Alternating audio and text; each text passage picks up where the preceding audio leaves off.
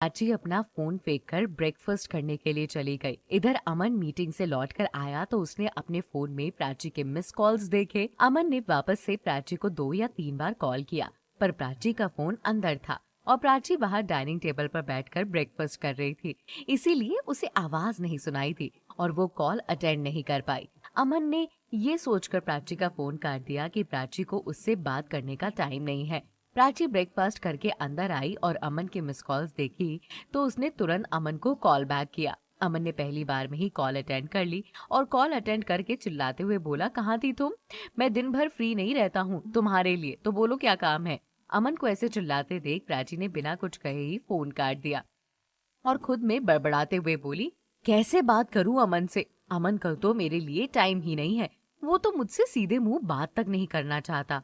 इधर अमित को आज राघव को फोन करना था। राघव सुबह ब्रेकफास्ट करने के लिए अपने कमरे से बाहर निकला, तभी उसके पास अमित का फोन आया। अमित का कॉल देखकर राघव ने कॉल अटेंड की और बोला, हाँ अमित बोलो। राघव, तुम्हें मुझसे कुछ बात करनी थी ना? तो बोलो क्या बात करनी थी तुम्हें मुझसे? वो एक्चुअली मुझे तुमसे ये बात करनी थी या यूं कहूँ बतानी थी। हाँ बोलो ना। कल आयशा मेरे पास आई थी। वो फिर से अमन और प्राची को अलग करने के लिए कोई नई चाल चल रही है और मैं उसे ऐसा नहीं करने दे सकता। अमित, मुझे लगा था आयशा सुधर सकती है, इसीलिए मैंने उसे दूसरा मौका दिया था, लेकिन मैं नहीं चाहता था कि आयशा कभी सुधर ही नहीं सकती। मुझे ये पता ही नहीं था। मैं जानता हूँ राघव, पर मैं कर भी क्या सकता हूँ? मुझे जॉब के अर्जेंट वर्क की वजह से यहाँ आना पड़ा, मुंबई, और मैं इतना टाइम नहीं निकाल पाता कि उससे बात कर सकूं। फिर मैं उसे कैसे रोकूं? पर हमें कुछ तो करना होगा ना। तुम ही बताओ, हमने कितनी मुश्किल से उन दोनों को मिलाया था, अब हम उन्हें अलग नहीं होने दे सकते।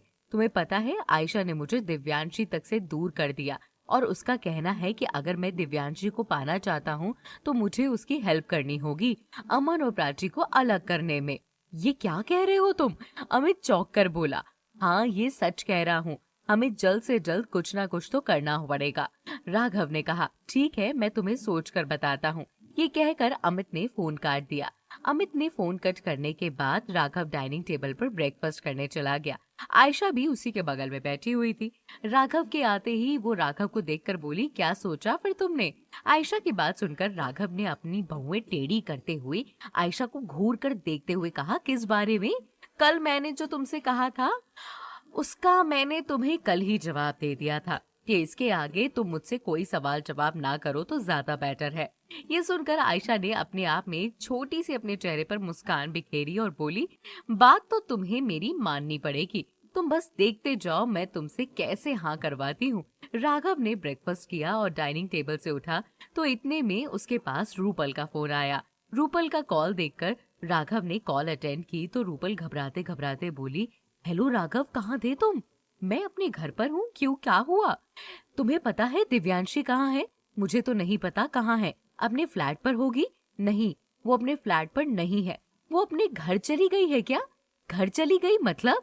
वो अपने मम्मी पापा के घर गई है। उसके पापा ने उसका रिश्ता पक्का कर दिया है और वो भी शादी के लिए मान गई है। क्या कह रही हो तुम? राघव ने चौंक कर कहा। हाँ, मैं सच कह रही हूँ। मैंने तुमसे इसलिए पूछा क्योंकि मुझे लगा था तुम दोनों एक दूसरे से शादी करोगे। दिव्यांशी ने खुद कहा था कि तुम दोनों शादी करोगे, तो फिर ये किसी और से शादी क्यों कर रही है? क्या चल रहा है ये सब राघव?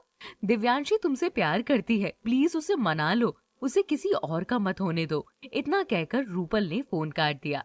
रूपल के फोन कटने साथ ही आयशा अपनी जगह से उठी और धीरे से राघव के कानों में बोली, आगे आगे देखो होता है क्या, और वहां से चली गई। राघव उसको जवाब जरूर देना चाहता था, लेकिन अभी वो आयशा से बात करके टाइम बर्बाद नहीं करना चाहता था।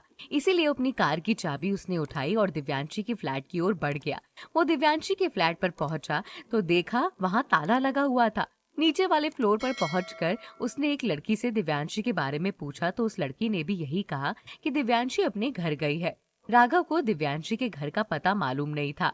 उसने रूपल को फोन किया और रूपल से उसके घर का एड्रेस मांगा, पर रूपल के पास भी उसके घर का एड्रेस नहीं था। ये देखकर राघव बहुत परेशान हो गया। उसने दिव्यांशी को फोन किया, लेकिन दिव्यांशी ने एक बार भी उसका कॉल अटेंड नहीं किया। ये देखकर राघव की टेंशन और बढ़ गई। वो दिव्यांशी को समझाना चाहता था, लेकिन वो जानता था कि दिव्यांशी उसकी बात नहीं सुनेगी, पर उसे दिव्यांशी को किसी भी हाल में रोकना था। वो सच में दिव्यांशी को बहुत प्यार करता था। वो सच में शादी करना चाहता था। शाम को दोबारा से राघव ने दिव्यांशी को कॉल किया तो दिव्यांशी ने कॉल अटेंड कर ली। दिव्यांशी के कॉल अटेंड करते ही राघव घबराते घबराते बोला, हेलो दिव्यांशी, मेरी बात सुनो। मुझे कुछ नहीं सुनना। मुझे तुमसे कोई बात नहीं करनी। मुझे फोन मत करना आज के बाद। एक बार तो मेरी बात सुन लो। तुम्हें मेरी कसम है, मैंने कहा ना मुझे तुमसे कोई बात नहीं करनी। तुम ऐसा नहीं कर सकती। तुम ऐसा कैसे कर सकती हो? तुम मुझसे प्यार करती हो ना, और तुम किसी और के साथ शादी कैसे कर सकती हो? प्यार का मतलब भी समझते हो तुम? तुम क्या जानो प्यार क्या होता है? मैं बताती हूँ। कई बार लोगों ने कहा मैं तुमसे प्यार ना करूं क्योंकि तुम अच्छे लड़के नहीं हो, लेकिन फिर भी मैंने तुम्हें प्यार किया क्योंकि मैं भी सही नहीं थी। लेकिन मैंने तुम्हारे लिए अपनी हर एक चीज बदली।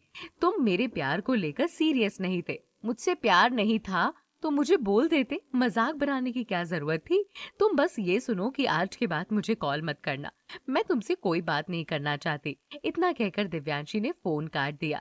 तो राघव अपने दोनों हाथ से अपना सर झुकाकर चिल्लाते हुए बोला, नहीं दिव्यांशी नहीं, मैं तुम्हें किसी और का नहीं होने दे सकता। मैं एक बार शीला को खो चुका हूँ।